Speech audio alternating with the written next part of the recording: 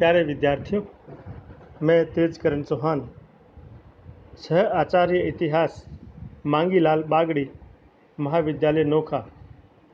आज हम BA part 3 के पेपर फर्स्ट के अंतर्गत क्षेत्रीय शक्तियों का उदय और ब्रिटिश साम्राज्य द्वारा उनका विलय के अध्याय के अंतर्गत पंजाब के उत्थान और विलय के बारे में पढ़ेंगे। पिछले व्याख्यानों में हमने अवध और मैसूर के विलय के बारे में जानकारी प्राप्त की थी। अंग्रेज़ों के आगमन और उनकी सत्ता स्थापित होने के समय मुग़ल साम्राज्य अपने पतन उन्मुख दौर से गुजर रहा था और ऐसी पतन उन्मुख अवस्था में उत्तर पश्चिम, दक्षिणी भारत और पूर्वी भारत प्राय सभी मुग़ल सूबेदार अपने आप को स्वतंत्र घोषित कर अपने अपने स्वतंत्र राज्य स्थापित करने के प्रयासों में जुटे हुए थे। इसी राजनीतिक अस्थिरता के अंतर्गत जब मुग़ल शासकों के सूबेदार पंजाब और पंजाब के सीमावर्ती क्षेत्रों में अत्याचार कर रहे थे, उसी समय सिखों को एकता के सूत्र में बांधने और उन्हें एक सैनिक शक्ति के रूप में संगठित करने का कार्य सिखों के 10वें गुरु गोविंद सिंह ने किया। उन्होंने खालसा की स्थापना की, जिसका गठन पूर्णतः प्रजातांत्रिक पद्धति पर किया गया था। अब गुरु का पद समाप्त कर दिया गया और गुरु ग्रंथ साहब सिख संप्रदाय के मार्गदर्शक माने जाने लगे। औरंगजेब की मृत्यु के बाद सिखों को पंजाब के मुग़ल सूबेदारों और बाद में अफ़गानिस्तान के शासकों से ज़बरदस्त संघर्ष करना पड़ा। 18वीं शताब्दी के मध्य से ही मुग़लों की केंद्रीय सत्ता काफ़ी कमज़ोर हो गई थी और वह पंजाब के लोगों के जान माल की हिफाजत करने में सर्वथा असमर्थ साबित हो रही थी और पंजाब पूर्णतः राजनीतिक अव्यवस्था और अराजकता से उलझा हुआ था। नादिर शाह के आक्रमण से उत्पन्न अव्यवस्था का अंत अभी तक नहीं हो पाया था कि अहमद शाह अब्दाली के आक्रमण शुरू हो गए थे। धीरे धीरे पंजाब, सरहिंद, पेशावर, मुल्तान, कश्मीर और सिंध के प्रांतों पर अफ़गान विजेताओं ने अधिकार जमा लिया, परंतु अफ़गानों का यह अधिकार लंबे समय तक स्थायी नहीं रह सका। अफ़गान शासकों की निर्बलता के कारण पुनः अस्थिरता उत्पन्न हुई और इन परिस्थितियों में सिखों को अपने छोटे छोटे राज्य स्थापित करने का अवसर प्राप्त हुआ। नादिर शाह के आक्रमण के पश्चात सिखों ने अपने जान माल की सुरक्षा स्वयं करने का निश्चय किया और 1745 ईस्वी में उन्होंने अपने आप को 100 व्यक्तियों के छोटे छोटे दलों में संगठित किया और प्रत्येक दल या जत्थे का एक नेता बनाया और दल के सभी सदस्य नेता के आदेशों का पालन करते थे। ये सभी दल समानता और बंधुत्व की भावना के आधार पर मिलजुल कर कार्य करते थे। 1748 ईस्वी में सभी दलों ने मिलकर दल खालसा संगठित किया। दल खालसा में सम्मिलित सभी दलों को पुनः 11 जत्थों में विभाजित किया गया, जो बाद में मिसलों के नाम से विख्यात हुए। दल खालसा में एकता कायम रखने की दृष्टि से एक समिति का गठन भी किया गया, जिसमें सभी मिसलों के नेताओं को सम्मिलित किया गया। यह समिति दल खालसा के कार्यों का संचालन करती थी। दल खालसा ने अपने लोगों को विदेशी आक्रांताओं की लूट खसोट और मुग़ल अत्याचारों से सुरक्षा देने का प्रयास किया। परिणाम स्वरूप पंजाब का किसान वर्ग तेजी के साथ सिख संप्रदाय में सम्मिलित होता चला गया। दल खालसा के लोगों ने जान माल की सुरक्षा का दायित्व अपने ऊपर ले लिया। इसके लिए उन्होंने नियमित आय की आवश्यकता अनुभव की और परिणाम स्वरूप राखी प्रथा की शुरुआत हुई। इस प्रथा के अंतर्गत जिस गांव की सुरक्षा का दायित्व दल खालसा अपने ऊपर लेता था, उस गांव के लोगों को अपनी आय का 1/5 भाग दल खालसा को देना पड़ता था। इसे जमादारी प्रथा भी कहा जाता है। इस प्रथा की शुरुआत के साथ ही सिख मिसलों के नेताओं के राजनीतिक अधिकार भी प्रारंभ हो गए। धीरे धीरे उनकी सैनिक शक्ति सबल होती गई। अहमद शाह अब्दाली की मृत्यु के बाद अफगानों की निर्बलता का स्थानीय शक्तियों ने पूरा लाभ उठाया। पराक्रमी और योग्य सिख सेनाओं ने पंजाब के भिन्न भिन्न भागों में अपने अपने राज्य स्थापित कर लिए। धीरे धीरे संपूर्ण पंजाब में 12 छोटे छोटे सिख राज्य स्थापित हो गए। इस समय सिखों के सामने दो सबसे बड़ी महत्वपूर्ण समस्याएं थीं।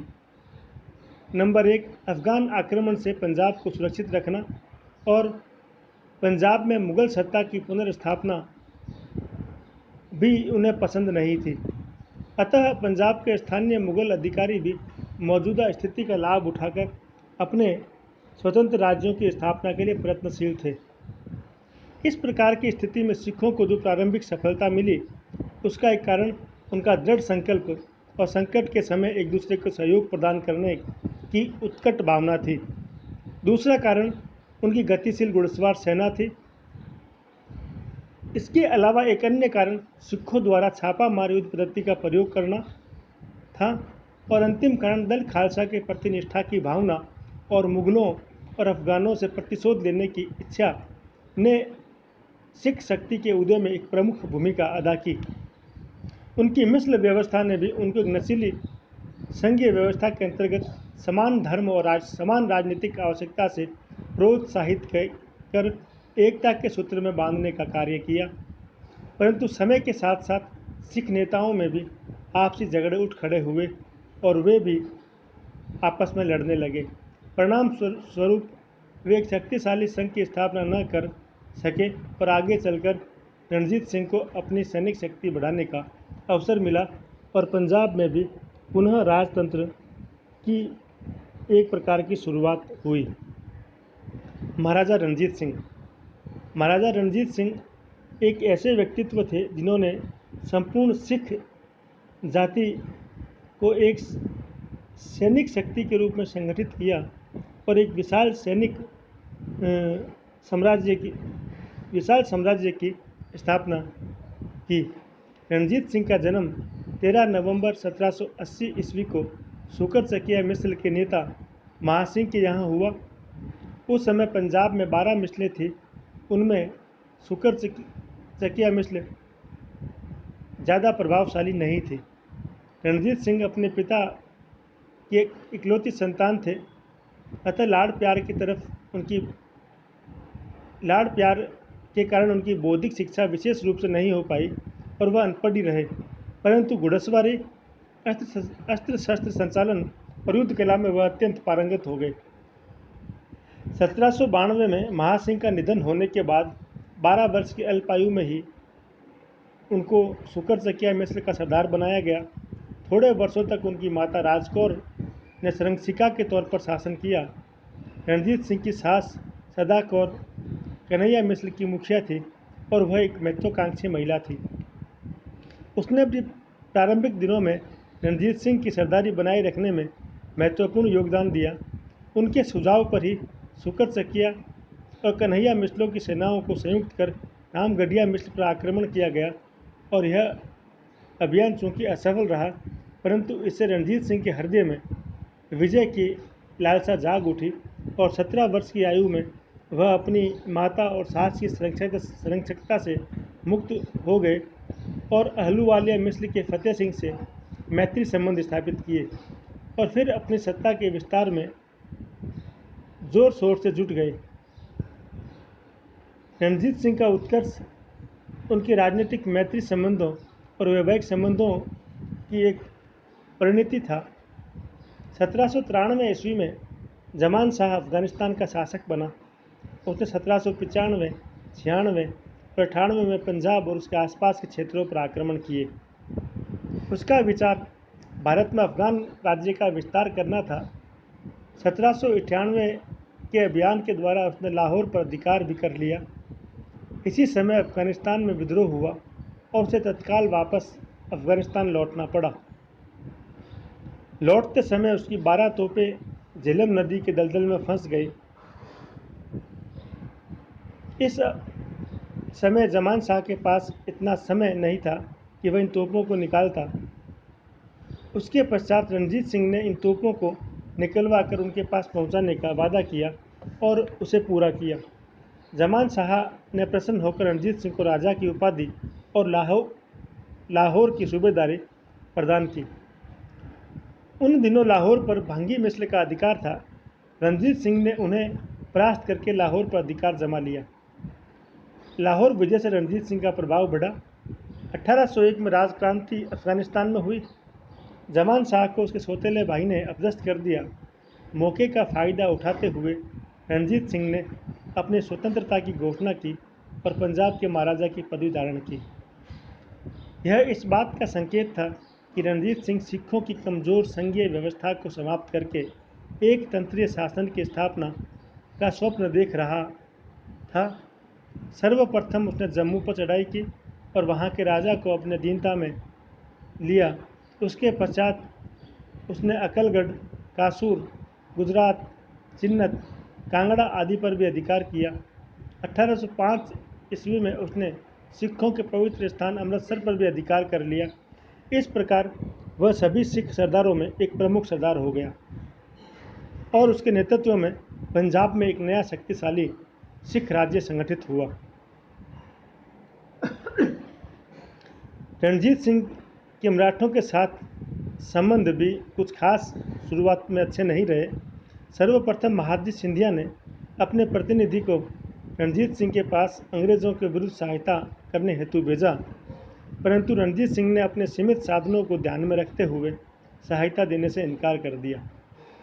इसी प्रकार 1805 में जब जसवंत राव होलकर अंग्रेज़ों से परास्त हुआ तो अपनी सेना सहित पंजाब में आ गया और अंग्रेज़ों के विरुद्ध रणजीत सिंह का सहयोग प्राप्त करने का प्रयास किया। इधर अंग्रेज़ों ने रणजीत सिंह से कहा कि वह मराठों को किसी प्रकार की सहायता न दे, अन्यथा उसे गंभीर परिणाम भुगतने पड़ेंगे। काफ़ी सोच विचार के पश्चात रणजीत सिंह ने मराठों को सैनिक सहायता देने से इनकार कर दिया। इस प्रकार रणजीत सिंह ने समय अनुकूल कदम उठाकर पंजाब और अपनी नवोदित शक्ति को संकट से बचाया। इसी प्रकार सतलज के पार जो राज्य थे, दल खालसा के अंतर्गत जो 11 जत्थे गठित किए गए थे, उनका कार्य क्षेत्र सतलज नदी के उत्तर पश्चिम की ओर ही था। केवल 12वीं मिसल फुलकिया ने सतलज नदी के पार अपना प्रभाव बढ़ाया था।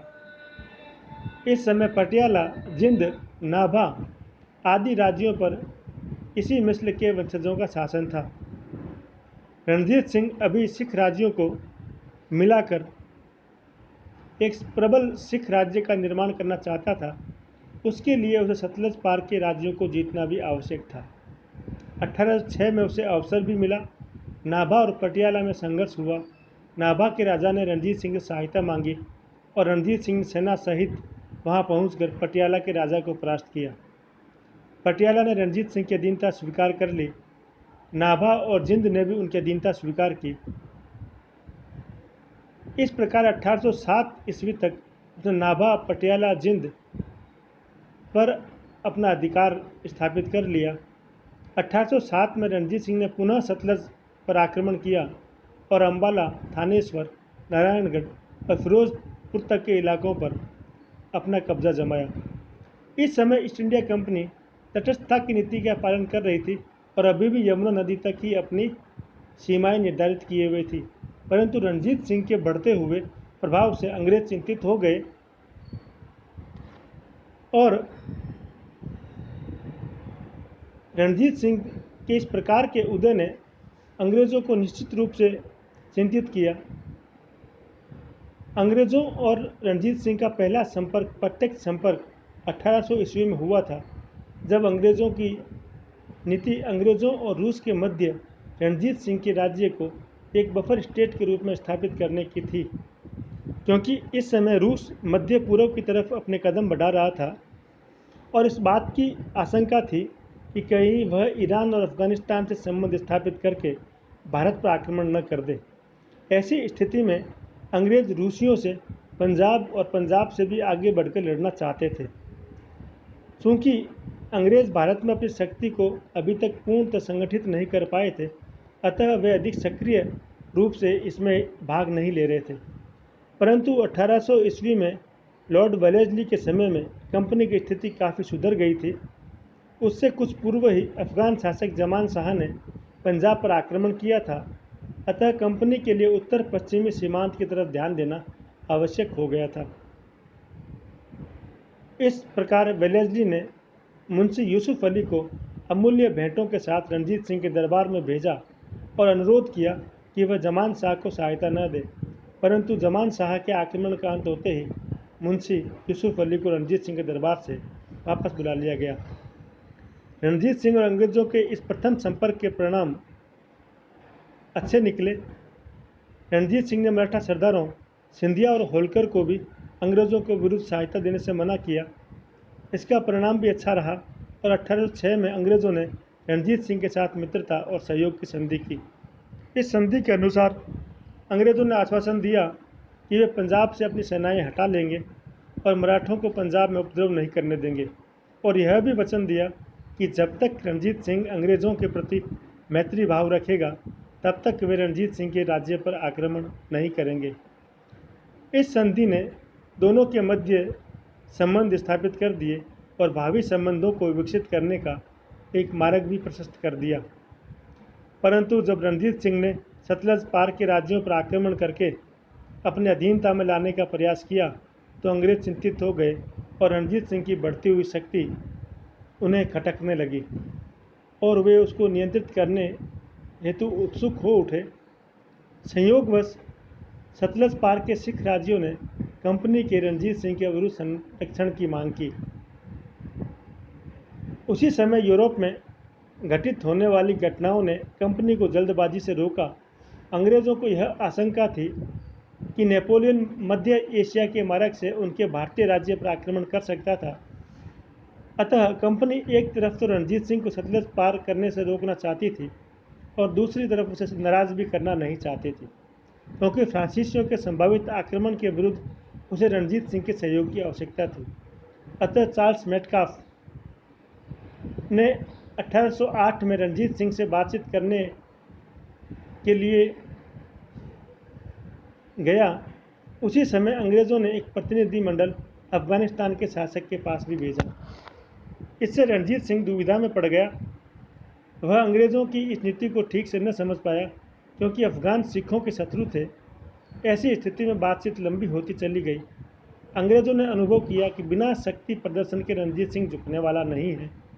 अतः फरवरी 1809 ईस्वी में अख्तर लोनी के नेतृत्व में एक शक्तिशाली सेना सतलज पार की तरफ बढ़ी और सतलज पार के सिख सरदारों को सुरक्षा का आश्वासन दिया गया और रणजीत सिंह को स्पष्ट कर दिया कि अंग्रेज अपने प्रस्तावों को मनवाने के लिए सैनिक कार्यवाही भी कर सकते हैं। अतः इस परिस्थितियों में अप्रैल 1809 ईस्वी में दोनों के मध्य एक संधि हुई, जिसे अमृतसर की संधि कहा जाता है। इस संधि की मुख्य शर्तें इस प्रकार थी। नंबर 1, दोनों पक्षों ने स्थायी रूप से मित्रता बनाए रखने का निश्चय किया।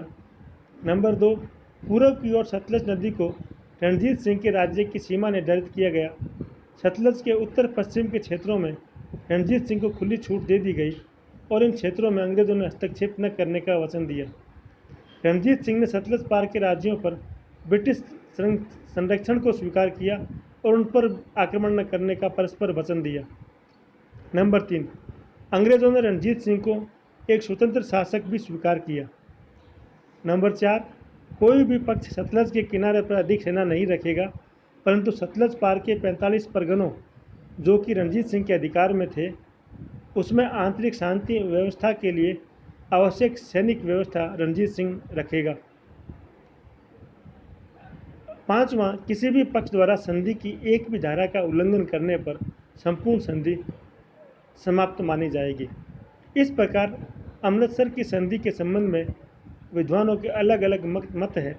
प्रोफेसर सिन्हा का ये मत है रणजीत सिंह को कूटनीतिक पराजय का सामना करना पड़ा और अपने गर्व को अपने जेब में रखकर अपमान का घूंट निगलना पड़ा। मेटकाफ का भी मानना है कि रणजीत सिंह साहसी कार्यों के लिए प्रसिद्ध नहीं था। जिन परिस्थितियों में उसे संधि करनी पड़ी, उसे साफ पता चलता है कि उसने केवल सैनिक दबाव में आकर संधि की थी। रणजीत सिंह का इरादा सतलज पार के सिख राज्यों को नियंत्रण में लाकर एक शक्तिशाली संगठित सिख राज्य की स्थापना करना था। अमृतसर की संधि ने उसके इन इरादों पर पानी फेर दिया।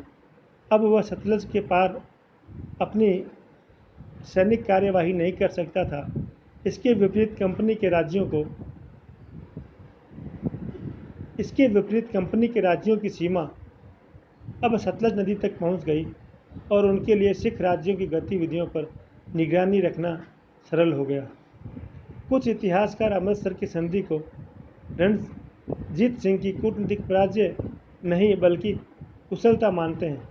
कनिंघम लिखता है कि जब रणजीत सिंह को उत्तर पश्चिम में राज्य विस्तार का अवसर मिल गया, क्योंकि उसे अब अपने राज्य की दक्षिणी सीमा की सुरक्षा की चिंता नहीं रही। उनका यह भी मानना है कि महान ब्रिटिश शक्ति के साथ मैत्री कर लेने से रणजीत सिंह की प्रतिष्ठा में वृद्धि हुई। परंतु सत्य जो भी हो, इतना निश्चित है कि रणजीत सिंह के सामने संधि करने के अलावा और कोई दूसरा विकल्प नहीं था। रणजीत सिंह अपने नवोदित राज्य की सीमित शक्ति से भली भांति परिचित था और इसीलिए उसने शक्तिशाली अंग्रेज़ों को चुनौती देकर अपना सर्वनाश आमंत्रित करने की गलती नहीं की। वह अपने राज्यों को संभावित खतरों से दूर रखना चाहता था और इसीलिए उसने टकराने के स्थान पर घुटने टेकने की नीति अपनाई। सतलज पार के सिख सरदार पहले ही अंग्रेज़ों का दामन पकड़ चुके थे। अंग्रेज़ों के साथ लड़े जाने वाले युद्ध में अन्य सिख सरदारों के सहयोग पर भी पूर्ण भरोसा नहीं किया जा सकता था। धन्यवाद। जय हिंद, जय भारत।